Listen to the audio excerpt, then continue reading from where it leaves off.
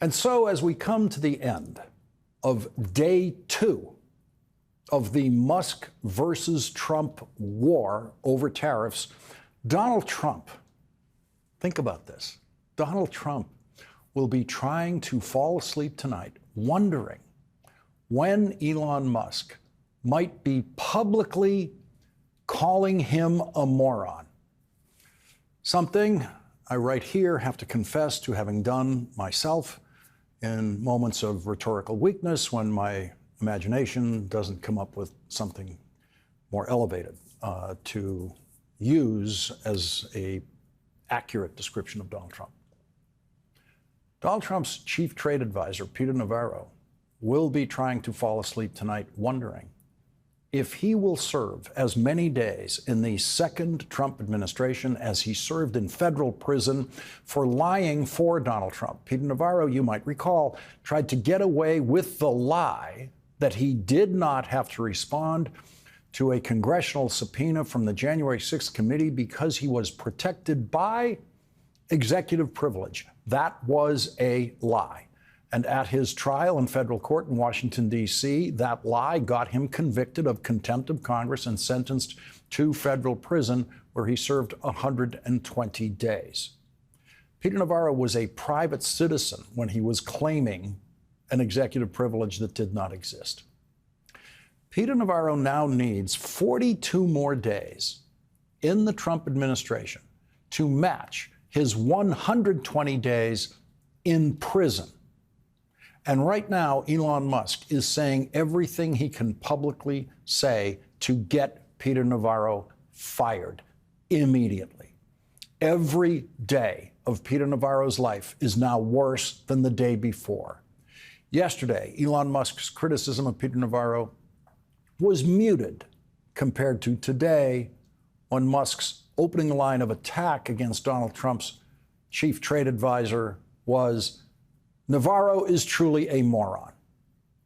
When Donald Trump read that, even Donald Trump is capable of seeing how easily the name Trump could be substituted for the name Navarro in that tweet. And if Peter Navarro is truly a moron, what do you call the person who follows Peter Navarro's advice? Donald Trump has called Elon Musk a genius, and now, according to the Trump formulation, a genius has called Donald Trump's chief trade advisor a moron, and Donald Trump has chosen the side of the accused moron over the Trump-proclaimed genius. So what does that make Donald Trump? There is only one president of the United States in history who would take Peter Navarro's advice on anything. There's only one president of any country in the world today who would take Peter Navarro's advice on anything. And Donald Trump's personal genius has called Peter Navarro a moron. Even Donald Trump can figure out how Elon Musk really feels about someone who would take a moron's advice. It got worse for Peter Navarro as Elon Musk and his brother Kimball Musk, a member of the board of Tesla, joined in double-team Twitter attacks of Peter Navarro as the day wore on that included nastier words than moron that I cannot say on this program. Yesterday, Elon Musk's brother, Kimball Musk, directly attacked Donald Trump, saying, as I reported here last night, who would have thought that Trump was actually the most high-tax American president in generations? Through his tariff strategy, Trump has implemented a structural permanent tax on the American consumer. Elon Musk's brother is a wholly owned subsidiary of Elon Musk, and as a board member of Tesla, can be fairly assumed to never say a word publicly that Elon Musk doesn't approve of. And so tonight, Donald Trump is just one Musk away from being directly attacked by the richest person in the world for creating the biggest tax increase in American history all by himself. And so, as Donald Trump rests his weary head on his pillow tonight, with his hair in whatever protective device he uses for sleeping, he has to wonder, when will Elon Musk turn on me? Donald Trump knows Elon Musk is not a patient person. Elon Musk has personally lost more money to the Trump tariffs than any other person in the world.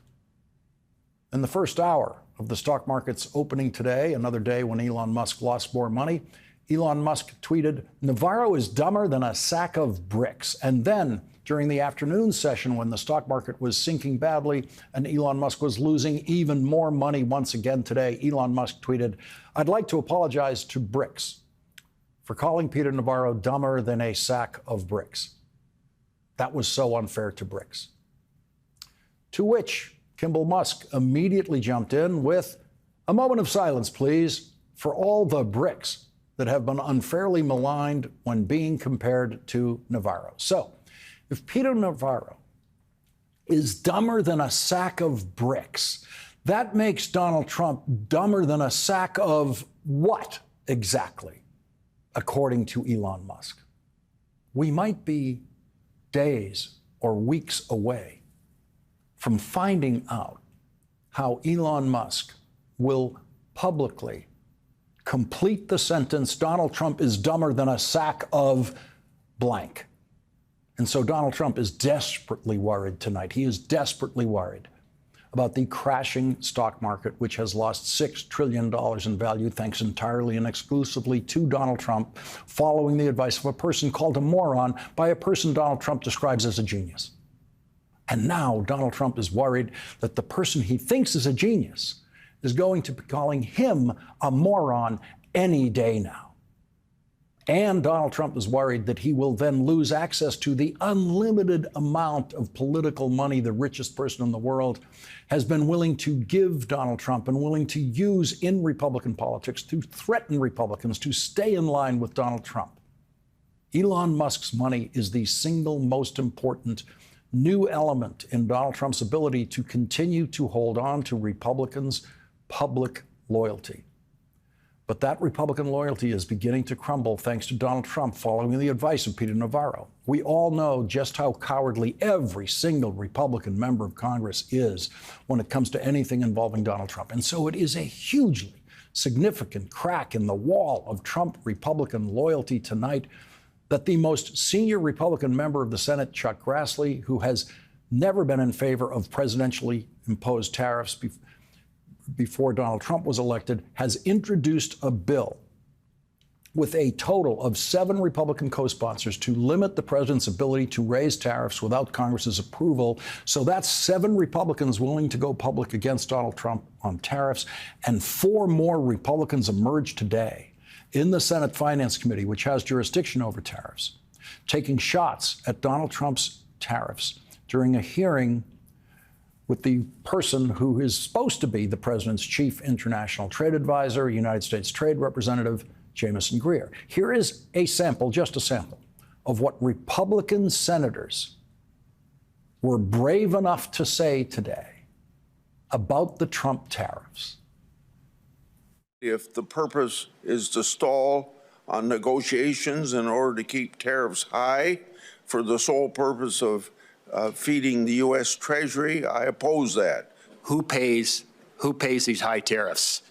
In the short, medium term, it will be the consumer. It will be the consumer. And so I'm worried about the inflationary effect. I'm worried if there is a trade war, that we're going to have markets shutting down for American farmers, ranchers, and manufacturers. And I hope you and the president are very sensitive about companies potentially going bankrupt by these actions. Again, we want fair trade, but I hope you recognize, tariffs are a double-edged sword. I would argue a somewhat blunt instrument. This is creating some anxiety, this current tariff posture among some of my constituents. In Indiana, rural communities and export-driven manufacturers oftentimes feel the consequences, and they feel the consequences first. Some in Oklahoma, they're asking me about exclusions and exceptions and how this is going to be handled to say, we can't buy it in America. This is the only place that's actually manufacturing it. I'll also hear from my producers that the mean tariff being selected to apply to a country may not account that for rice, for example, the tariff is much higher for that particular product, and that it is not adequate to address that which is taking place. I'm assuming this all got gamed out because it's a novel approach. It needed to be thought out Whose throat do I get to choke if this proves to be wrong? When the day comes, Donald Trump will personally invite Senator Thom Tillis to choke Peter Navarro. The way this story is going to end is Donald Trump is going to back down on these tariffs.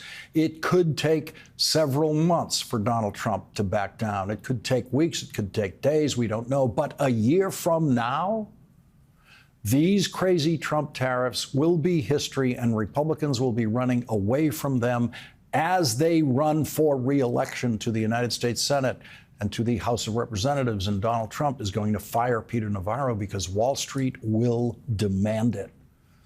The problem now for Donald Trump is, when does he back down from these tariffs? And is Wall Street and American industry, how will they know that Donald Trump will not suddenly impose those tariffs again? And so Donald Trump will need proof for Wall Street and for American industry and for Republican members of Congress that he is not going to ruin their lives again with tariffs. And that's why Peter Navarro's current high visibility is good for Donald Trump, because the more visible Peter Navarro is, the more impactful and convincing for Wall Street it will be on the day that Peter Navarro is fired by Donald Trump. The stock market on that day will skyrocket, absolutely skyrocket, the day Peter Navarro is fired, and Donald Trump knows it. The American people understand that Elon's a car manufacturer, but he's not a car manufacturer. He's a car assembler in many cases. If you go to his Texas plant, a good part of the engines that he gets, which in the EV case is the batteries, come from Japan and come from China. The electronics come from Taiwan. When this is over, Elon Musk will still be a car manufacturer and Peter Navarro will be unemployed. Today, the White House press secretary said this about the war between Elon Musk and Peter Navarro that could lead to the complete political collapse of the Trump White House.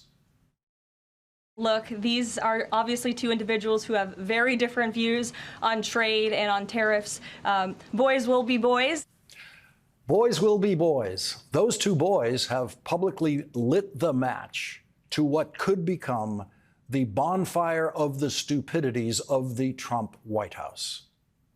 Last night, former Obama White House chief of staff and former ambassador to Japan, Rahm Emanuel, told Jon Stewart what success of the Trump tariff policy would look like. This is supposed to be a manufacturing renaissance. Manufacturing is going to come back.